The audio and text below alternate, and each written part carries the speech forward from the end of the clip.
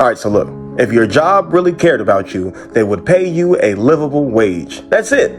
That's the whole test. Not pizza parties, not we're all the family here, not free donuts on Friday morning, but money, cash, dinero, enough to live without choosing between rent and food, enough to take care of yourself without drowning in debt. If they cared, they would prove it in your paycheck. See, these jobs, they love gestures. They love balloons, slogans, team huddles, potlucks. They love telling you how important you are while quietly cutting your hours to save payroll. They'll throw you a cookout for Employee Appreciation Week, but they won't give you a raise that covers inflation. They'll hand you a certificate for outstanding performance, but they won't pay you enough to afford the apartment that you're going home to. And the wildest part, the craziest part of this whole thing is they act like those crumbs should keep you happy. Like a slice of cold pizza in the break room is going to make up for the fact that you are one paycheck away from eviction. If they cared, they wouldn't need to bribe you with cheap tokens.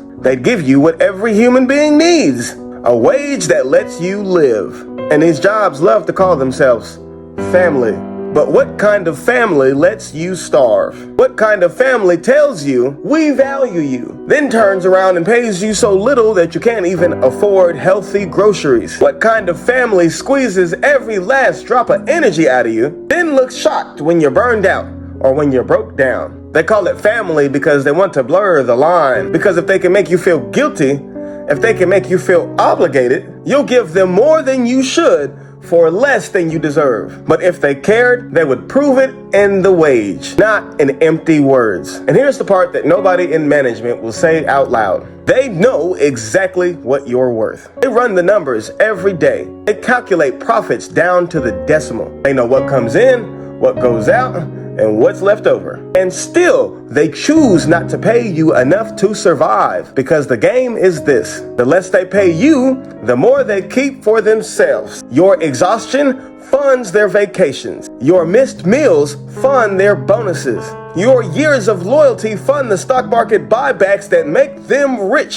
If they cared, they wouldn't use your struggle to fuel their luxury. And when you finally say, I can't live like this, when you ask for a raise, they flip it on you. Suddenly, you're entitled. Suddenly, you don't understand how business works. Suddenly, you should just be grateful to even have a job. That's not care. That's gaslighting. They make you believe you're the problem, that you just need to budget better, that you just need to hustle harder, and if you can't make it work on scraps, then there's something wrong with you. But here's the truth. If your wages do not meet the cost of survival, your job is the one failing you, not the other way around. So forget the slogans, forget the parties, forget the speeches. If your job really cared, they would pay you enough to cover the basics without you having to overextend yourself to get it.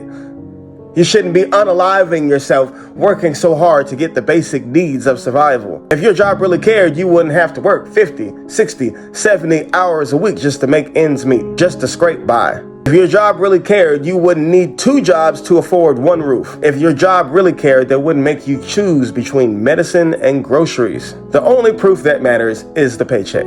The only proof that matters is the wage. And until they're paying people enough to live, not just survive, don't believe the lie that your job cares about you. Because if they cared, you wouldn't just be surviving, you would be living.